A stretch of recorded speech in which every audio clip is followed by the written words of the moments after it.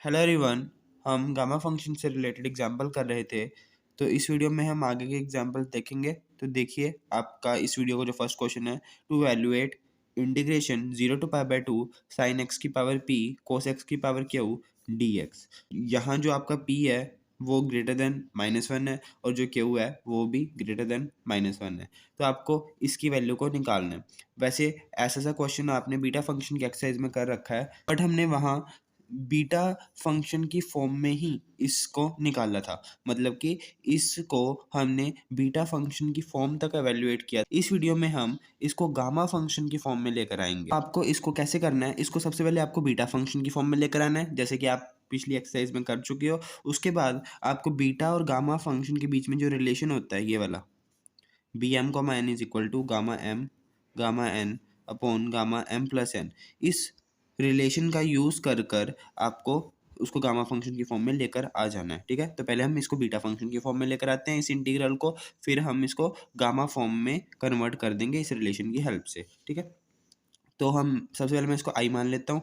तो I is equal to 0 to pi by 2 integration sine x की power p into cos x की power Q D x. ठीक है, यहाँ हम सबसे पहले सब्सटीट्यूट करेंगे। अब आपके पास ऐसे कोई भी क्वेश्चन आए ना जिस साइन एक्स की पावर कुछ हो, कोस एक्स की पावर कुछ हो और डी एक्स, और जो आपकी लिमिट से 0 टू पाई बाय 2 है, तो उसमें हम ज़्यादातर साइन स्क्वायर एक्स को टी पुट करते हैं। ठीक है, साइन स्क्वायर एक्स को टी पुट करते हैं। अब इसका मतलब आप इस पूरी इंटीग्रेशन को टी की फॉर्म में लेकर जाने वाले हो, तो इसके लिए आपको ये जो डी एक्स है इसको भी टी की फॉर्म में लाना पड़ेगा, या आप कह सकते हो डी टी की फॉर्म में लाना पड़ेगा। दोनों तरफ डिफरेंशिएट कर दो, तो साइन स्क्वायर एक्स का डिफरेंशिएशन क्या आ जाएगा, 2 साइन एक्स कोस एक्स और D X is equal to T का डिफरेंशिएशन डी टी आ जाएगा। ठीक है, यहाँ से मैं डी एक्स की वैल्यू निकालूँ तो क्या आएगी, D T upon 2 sine X cos x. अब देखिए आपको डी एक्स को डी टी में कन्वर्ट करना है, मतलब कि सारी टी की टर्म्स होनी चाहिए, बट यहाँ आपके पास एक्स की टर्म्स है, तो इसके लिए हमें क्या करना पड़ेगा, साइन एक्स और कोस एक्स को भी टी की टर्म्स में लेकर आना पड़ेगा। तो साइन एक्स की वैल्यू तो आप टी की फॉर्म में ला सकते हो। यहाँ से देखिए, यहाँ साइन स्क्वायर एक्स टी है ना, तो अगर अब मैं स्केयर को उधर ले जाऊं तो अंडर रूट हो जाएगा, तो साइन एक्स की वैल्यू क्या आ जाएगी,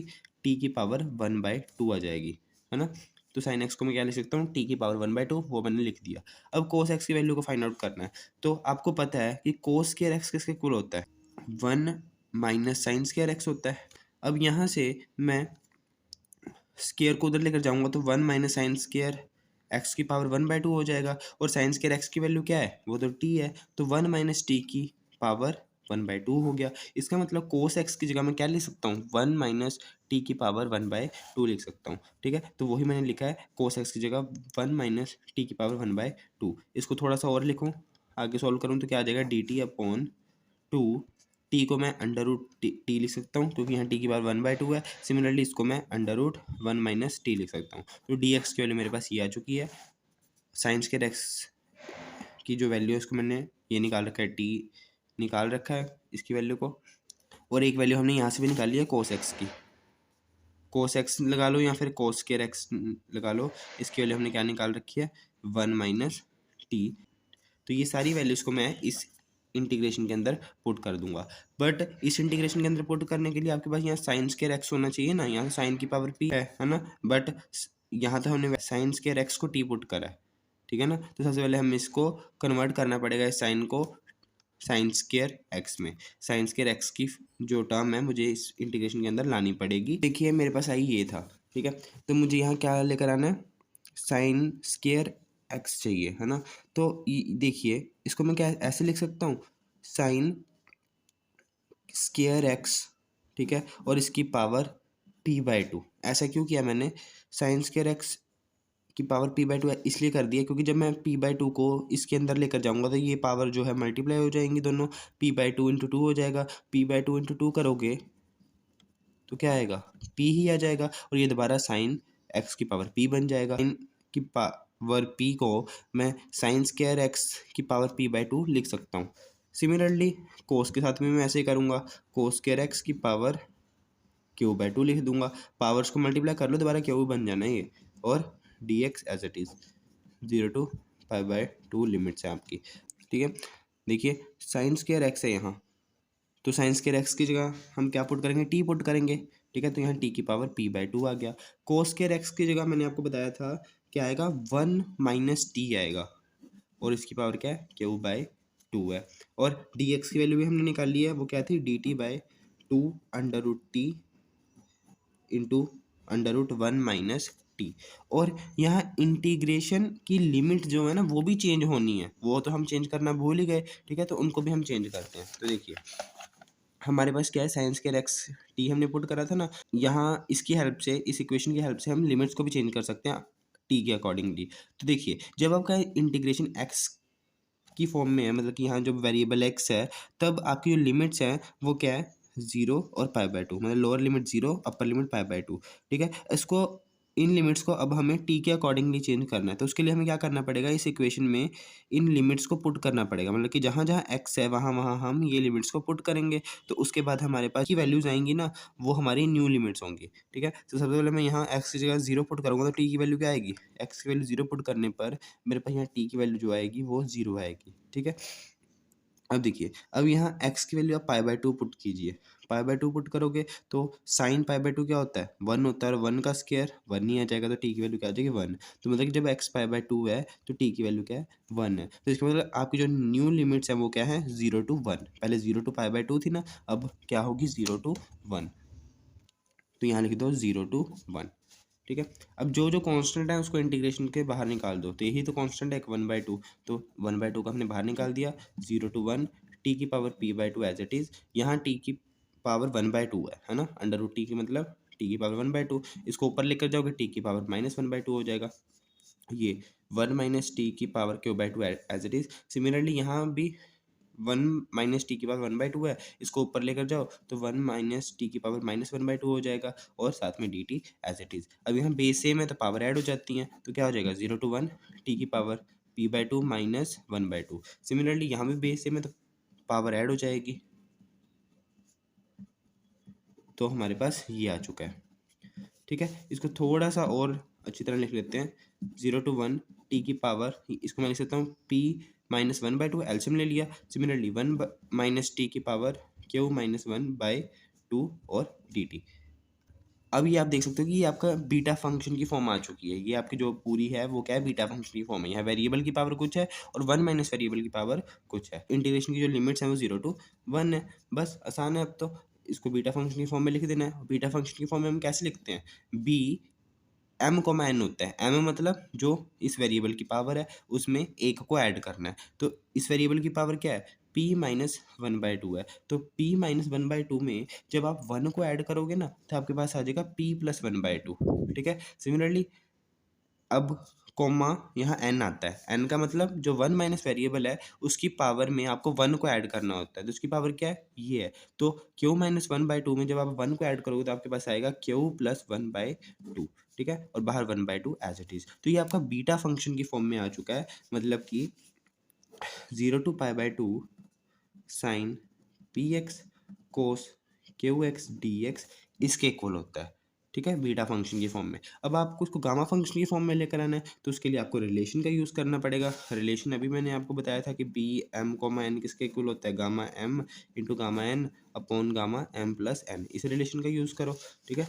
तो यहाँ बी एम कोमा एन की जगह क्या है, बी p+1/2 q+1/2, मतलब m यहाँ ये है और n यहाँ ये है, तो रिलेशन का यूज़ करो यहाँ, तो क्या आ जाएगा, गामा m क्या है p+1/2, गामा n क्या है q+1/2, और अपॉन में क्या आ जाएगा m प्लस n, मतलब कि p+1/2 प्लस q+1/2 आ जाएगा गामा के अंदर। तो ये आपका क्या है, आंसर आ गया, यही आपका जो है इसका आंसर है गामा फंक्शन की फॉर्म में। चलिए इसी आर्टिकल से रिलेटेड हम एक एग्जांपल करते हैं। तो एग्जांपल नंबर 6 है आपके पास, evaluate integration 0 to π/2 sine raise to power 5 dx, ठीक है, जहाँ साइन x की पावर 5 dx, इसको आपको एवेल्यूएट करना है। तो यहाँ आपका जो फॉर्मूला है वही फॉर्मूला लग सकता है जो अभी अभी हमने ड्राइव किया है, मतलब कि क्या फॉर्मूला था आपके पास, 0 to π/2 साइन पी एक्स, ठीक है, कोस क्यू एक्स डी एक्स, वो किसके इक्वल होता है, p+1/2 और ऊपर गामा q+1/2 गामा, ठीक है, और gamma P plus 1/2 plus Q plus 1/2, ये आपका फॉर्मूला था। तो इसी फॉर्मूले का यूज़ इस क्वेश्चन में भी आप कर सकते हो। कैसे? देखिए, यहाँ साइन की पावर 5x dx है, तो यहाँ मतलब p की जगह क्या है, 5 है, बट यहाँ कोस वाली टर्म नहीं है, तो कोस वाली टर्म आप खुद ही लिख दो। कैसे लिखोगे? 0 to π/2 sine 5x as it is, यहाँ लिख दो कोस की पावर 0x dx। कोई फर्क पड़ेगा? क्योंकि कोस 0 क्या हो जाएगा, 1 ही हो जाएगा ना। कोस की पावर 0 क्या होता है, 1 ही होता है। किसी की भी पावर 0 हो वो 1 ही हो जाता है, तो ये 1 ही हो जाएगा, कोई फर्क नहीं पड़ेगा। इसको हम ऐसे लिख सकते हैं। अब देखिए, अब यहाँ से आपके पास p की वैल्यू क्या आ चुकी है, 5 आ चुकी है, q की वैल्यू क्या आ चुकी है, 0 आ चुकी है। इसको आप इस फॉर्मूले में पुट कर दो, है ना, इन दोनों वैल्यूज को इस फॉर्मूले में पुट कर दो तो आपका आंसर आ जाएगा। ठीक है, तो इसको हम कैसे लिख सकते हैं, 5 + 1/2, ठीक है, क्योंकि जहाँ जब यहाँ पावर p थी तब यहाँ p + 1/2 था। अब जब यहाँ 5 है तो 5 + 1/2 नहीं आ जाएगा, ठीक है, गामा 5 + 1/2। सिमिलरली गामा q + 1/2 आना है, q मतलब यहाँ 0 है तो 0 + 1/2 आएगा, अपॉन में गामा p + 1/2 प्लस q + 1/2, मतलब 5 + 1/2 प्लस 0 + 1/2 आ जाएगा। सोल्व करते हैं, 5 + 1 6 होता है, 6/2 3 आ जाएगा। ठीक है, तो gamma 3 1/2 as it is, upon में यहाँ भी 5 + 1/2 क्या होता है आपके पास, 3 होता है, प्लस 1/2 आ जाएगा। ठीक है, थोड़ा सा और सोल्व करते हैं, गामा 3 इंटू गामा 1/2 अपॉन में यहाँ क्या है 7/2 और गामा, और ना इस फॉर्मूला में 1/2 भी आता है। ठीक है, यहाँ 1/2 भी आएगा, तो इसलिए यहाँ भी 1/2 आएगा, यहाँ भी 1/2 आएगा, और यहाँ भी 1/2 आएगा, तो मैं 2 यहाँ नीचे लिख देता हूँ। चलिए, अब आपने रिकरेंस फॉर्मूला पढ़े हैं गामा फंक्शन की। जब मैंने फर्स्ट वीडियो बनाई थी तो उसमें मैंने आपको रिकरेंस फॉर्मूला भी पढ़वाए थे, जिसमें आपने पढ़ा था कि जो गामा n होता है उसको हम ऐसे लिख सकते हैं n-1 का फैक्टोरियल। और एक आपने और चीज़ पढ़ी थी कि गामा n को हम ऐसे भी लिख सकते हैं, n-1 गामा n-1, ठीक है, n-1 गामा n-1, ऐसे भी हम लिख सकते हैं गामा n को। ठीक है, तो इन दोनों रेफरेंस फार्मूलाज का हम यहाँ यूज़ करेंगे, तो करते हैं। देखिए, गामा 3 है तो गामा 3 को हम लिख सकते हैं 3 - 1 का फैक्टोरियल। कौन से फॉर्मूले से, इस फॉर्मूले से। ठीक है, गामा n को हम n-1 फैक्टोरियल लिख सकते हैं, तो गामा 3 को 3 - 1 फैक्टोरियल लिख सकते हैं, और यहाँ गामा 1/2 एज इट इज रहने देते हैं, अपॉन में 2 एज इट इज। अब यहाँ गामा 7/2 है, तो इसको मैं क्या करता हूँ, इसमें से 1 को माइनस करता हूँ, 7/2 - 1 क्या आ जाएगा, 7/2 - 1/2 आएगा। इसका मतलब गामा 7/2 को कैसे लिख सकता हूँ, 5/2 गामा 5/2, क्योंकि गामा n को मैं n-1 गामा n-1 लिख रहा हूँ। सिमिलरली यहाँ अब 7/2 है n की जगह, तो इसको मैं क्या लिख सकता हूँ, 7/2 - 1 गामा 7/2 - 1, मतलब कि 5/2 गामा 5/2, है ना, तो ऐसे लिख दिया मैंने इसको। ठीक है, नेक्स्ट स्टेप में 3 - 1 का फैक्टोरियल क्या हो जाएगा, 2 फैक्टोरियल। 2 फैक्टोरियल क्या होता है, 2 ही होता है। ठीक है, और गामा 1/2 एज इट इज रहने देते हैं, अपॉन में 2, यहाँ 5/2 एज इट इज। अब देखिए यहाँ क्या है, गामा 5/2, फिर से हम यही रेफरेंस फॉर्मूला लगाएंगे, ये वाला, gamma n = n-1 gamma n-1, तो लगाते हैं। तो 5/2 - 1 करोगे तो क्या आएगा, 3/2 आ जाएगा, और गामा 3/2। नेक्स्ट स्टेप में फिर से हम यहाँ रिकरेंस फॉर्मूला लगाएंगे, नीचे गामा 3/2 है, फिर से ये वाला रिकरेंस फॉर्मूला लगा दो, ये वाला, तो 3/2 - 1 क्या होता है, 1/2 होता है, तो 1/2 गामा 1/2 लिख दिया मैंने इस गामा 3/2 को, है ना। अब ये गामा 1/2 कट जाएगा, आपके पास आंसर क्या बचा, 2/2 इंटू 5/2 इंटू 3/2 इंटू 1/2। इस पूरे को सॉल्व करो, आपके पास 8/15 आंसर आ जाएगा। ठीक है।